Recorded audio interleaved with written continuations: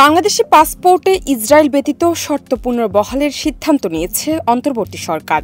এর ফলে এখন থেকে বাংলাদেশি পাসপোর্টে ইসরায়েল ভ্রমণ করা যাবে না।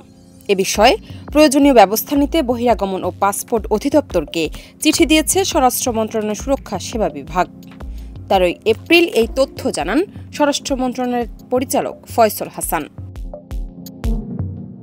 শনিবারের ঐতিহাসিক মার্চ ফর গাজা কর্মসূচি থেকে আন্তর্জাতিক আদালতে ইসরায়েলের বিচার, গণহত্যা বন্ধে কার্যকর পদক্ষেপ, ইসরায়েলি পণ্য বয়কট এবং ইসরায়েলের সঙ্গে সম্পর্ক ছিন্ন করতে মুসলিম বিশ্ব নেতাদের প্রতি আহ্বান জানিয়েছেন বাংলাদেশের বিভিন্ন রাজনৈতিক ও ধর্মীয় নেতারা। এছাড়াও তারা বাংলাদেশের পাসপোর্টে একসেপ্ট ইসরায়েল পুনর্বহাল এবং রাষ্ট্রীয়ভাবে গাজায় ত্রাণ ও চিকিৎসা সহায়তা পাঠানোর কার্যকর ব্যবস্থা নেওয়া সহ একাধিক দাবিও জানিয়েছেন। এর আগেও বিভিন্ন রাজনৈতিক ও ধর্মীয় সংগঠনের পক্ষ থেকে সরকারের কাছে দাবি জানানো হয়েছে। উল্লেখ্য, 2021 সালে ফ্যাসিস্ট শেখ হাসিনা সরকার পাসপোর্ট থেকে একসেপ্ট ইসরায়েল মুছে দিয়েছিল। জান্নাত নিপু, দেশ রূপান্তর।